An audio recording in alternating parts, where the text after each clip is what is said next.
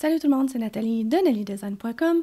Aujourd'hui, je vais vous parler d'une nouvelle fonction dans Cricut Design Space qui s'appelle créer un sticker ou créer un autocollant si vous préférez. Nous, on dit plus autocollant ici chez nous. Ou si vous êtes en anglais, ça va s'appeler Create Sticker. Donc, vous l'aurez deviné, c'est pour créer des autocollants et cette fonction est réservée aux membres Cricut Access. C'est une nouvelle fonction, mais si vous n'êtes pas membre Cricut Access, vous pouvez quand même la tester. Vous ne pourrez juste pas la couper. Donc, le projet que vous allez tester ne pourra pas être découpé. Restez jusqu'à la fin, je vais vous parler des avantages et aussi des inconvénients de cette fonction, mais sachez tout de suite en partant que même si vous n'êtes pas membre Cricut Access, tout ce que cette fonction-là fait, vous êtes capable de le faire avec d'autres fonctions de Cricut Design Space. C'est juste que ça vient simplifier de beaucoup la création des autocollants. Donc, si je prends ma petite frite, je vais la copier ici juste à côté. Je vais juste vous montrer. Si je faisais un autocollant en temps normal, ce qu'il fallait faire, vous voyez que j'ai plusieurs calques qui sont à découpe de base. Donc, en théorie, ce fichier-là est vraiment fait pour être découpé avec du vinyle, avec du carton, quoi que ce soit. Donc, il faudrait faire peut-être, si on veut, lui ajouter un petit décalage. Donc, on voit ici le petit décalage qui pourrait s'ajouter. On fait appliquer. Ce décalage-là, on le veut rarement gris. Donc, on va aller ajouter ça en blanc. Admettons comme ça. Et ensuite, il faudrait sélectionner tout ça et faire aplatir pour vraiment avoir quelque chose à imprimer puis découper. Donc, vous voyez plusieurs étapes pour faire ça. Et il faut comprendre comment aplatir fonctionne aussi. Donc, si je reprends ma frite, et cette fois-ci, on utilise créer un sticker. Donc, je vais prendre la fonction ici, et vous voyez, ça va vous expliquer que c'est une nouvelle fonction qui est réservée aux membres Cricut Access. Donc, vous pouvez cliquer sur découvrir. Et là, c'est là qu'on va rire un peu ensemble. Vous avez découpe pleine chair et découpe mi-chair. En fait, ce qu'ils veulent dire, c'est une découpe qu'on appelle die cut ou une découpe kiss cut. Donc, la pleine chair, c'est le die cut et la mi-chair, c'est le kiss cut. Qu'est-ce que die cut et kiss cut? Kiss cut m'avait probablement souvent entendu le dire, mais ça va, vous pouvez le lire en dessous, c'est écrit couper uniquement le matériau imprimable et laisser la protection intacte. Donc, tout ce qui est l'endos, tout ce qui est l'arrière de la feuille autocollant, bien, va rester là, ça va vraiment couper simplement le dessus, un peu comme quand on découpe du vinyle. La découpe pleine chair, ce qui est die cut en fait, c'est que ça coupe toute l'épaisseur du matériau et ça suit le motif exact. Donc, c'est ce qu'on fait quand on découpe du papier cartonné, c'est juste qu'on ne sait pas qu'on fait ça, que c'est une découpe die cut. Donc, c'est vraiment une découpe comme ça qu'on veut faire.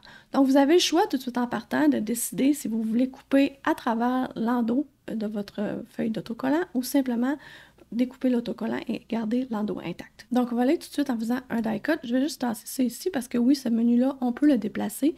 Donc, ça, c'est pratique. On va faire un die cut et là, vous allez voir tout de suite, le panneau des calques change. Vous avez un groupe qui vient de se créer qui s'appelle Sticker. Donc, tout de suite, en partant, tout ça va être comme attaché ensemble, mais ce sera plus séparable parce que ça vient vraiment d'être attaché.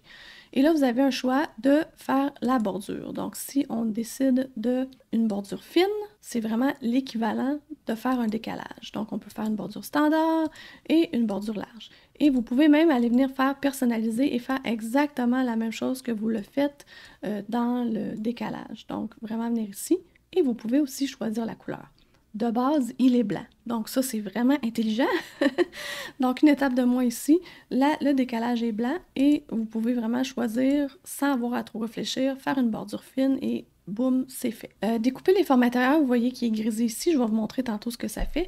Mais sachez qu'une fois que ça c'est fait, vous devez cliquer sur appliquer. Si vous cliquez à côté, ça va comme annuler votre fonction créer un sticker. Donc on va faire appliquer.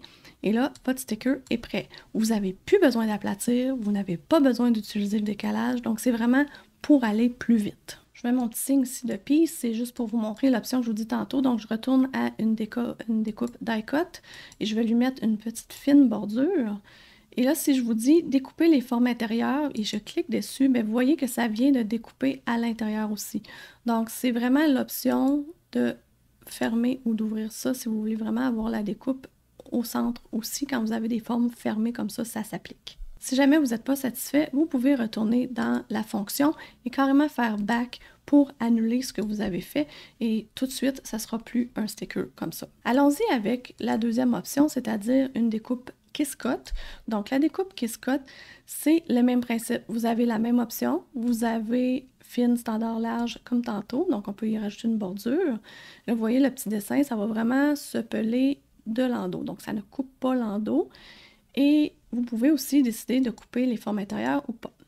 L'autre option qu'il y a de plus, c'est ici, c'est que vous pouvez lui ajouter une découpe die cut. Donc, une découpe qui va passer barre en barre du matériel qui est à l'arrière, donc de l'endos de votre autocollant. Donc, si je clique ici, vous allez voir une double ligne s'ajouter. Donc, ça veut vraiment dire que la ligne extérieure va couper barre en barre du matériau et la ligne intérieure, elle, va couper en kiss cut.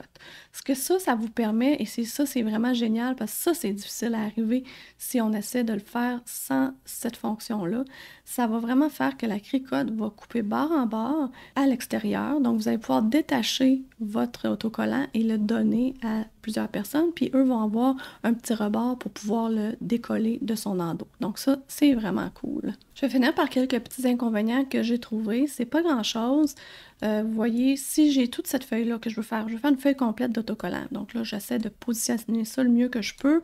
Je vais faire sélectionner tout et je vais faire créer les autocollants pour plus de simplicité. Allons-y comme ça.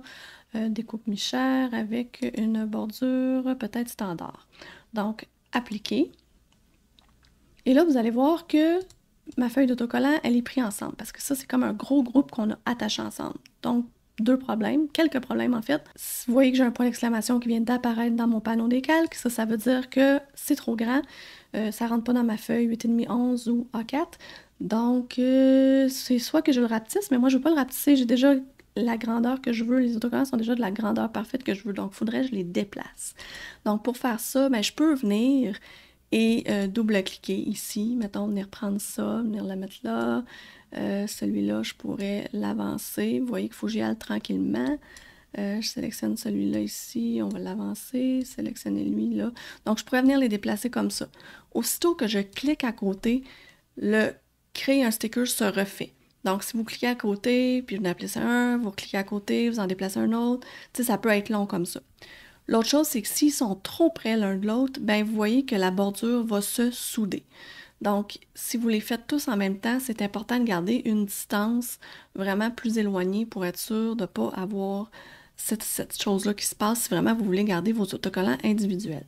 Aussi, si vous avez créé un groupe comme ça et là vous dites « Ah, il me reste une petite place, je vais reproduire un des autocollants. » Donc, je vais venir ici, je vais le sélectionner lui. Je vais le déplacer parce qu'il était trop collé, puis je vais en faire un autre, je vais le reproduire. Bien, ça, automatiquement, tout le groupe se refait en autocollant, mais lui, il est comme sorti du groupe. Vous voyez, si je vais complètement en haut, il n'est plus à l'intérieur du groupe, il a été sorti.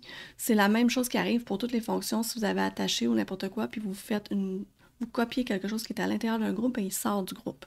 Donc, deux possibilités, soit vous créez un sticker à part, ou vous pouvez venir ici comme ça et venir l'insérer à l'intérieur du groupe, juste ici au-dessus, et là, il va comme rentrer dans le groupe, puis il va maintenant faire partie du groupe. Mais encore là, s'il n'est pas à la bonne place, il faut venir le déplacer.